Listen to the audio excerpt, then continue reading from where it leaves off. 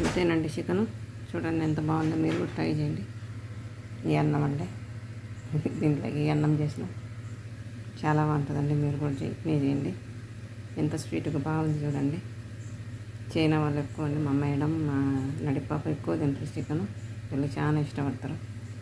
అంతేనండి మా video. Like చేయండి, షేర్ చేయండి. బాయ్ అండి. ఎలా ఉండండి? నేను బాగుండండి, మీరు బాగుందా? మీరు బాగుండాలని కోరుకుంటానండి.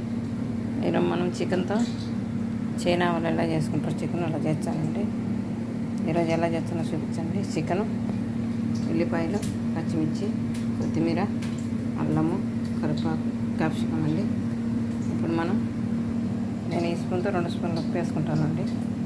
సాల్ట్ వేసుకుంటాను. ఇందులోనే మనం ఒక చిన్న స్పూన్ ఫుడ్ కలర్ వేసుకున్నాం. ఇందులోనే ఒక టేబుల్ స్పూన్ కార్న్ఫ్లోర్ వేసుకున్నాం. ఇదంతా మనం బాగా కలుపుకోవాలండి. ఇదంతా కలుపుకోవాలండి. ఇప్పుడు మనం ఇది నూనెలో ఫ్రై చేసుకోవాలి. మనకి ఇప్పుడు నూనె వేడైందండి. ఒక్కొక్క పీస్ వేసుకొని మనం ఇది ఫ్రై చేసుకోవాలి. ఇలా కొన్ని వేసుకొని, ఎక్కువ ఫ్రై కావద్దండి. చికెన్ సగం ఫ్రై అయితే చాలండి. ఎక్కువ ఏం ఫ్రై చేసుకోవద్దు. మనకి మాత్రం ఏమవుతుంది చాలండి, సగం వేగనేస్తుందండి. అంత ముక్క గట్టిగా లేకుండా బాగుంటుంది. ఇది సపరేట్ చేసుకుందాం. ఇవి వేగనేయండి.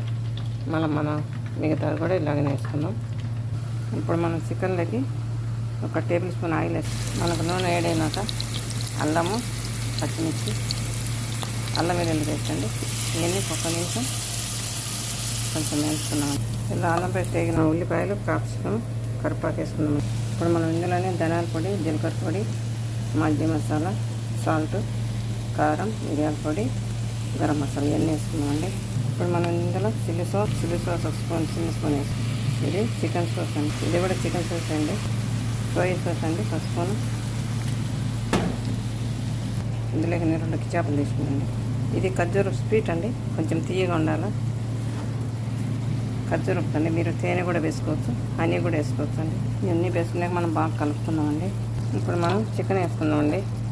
చికెన్ వేసుకుని ఇప్పుడు బాగా కలుపుకుందామండి. అంతేనండి. ఇప్పుడు మనం కొత్తిమీర వేసుకుందాం. గ్రీన్ ఆనియన్ వేసుకుందామండి. చాలా బాగుంటుందండి. మనం ఇందులోనే తెల్ల నువ్వులు కూడా వేసుకుందామండి. చాలా బాగుంటాయి.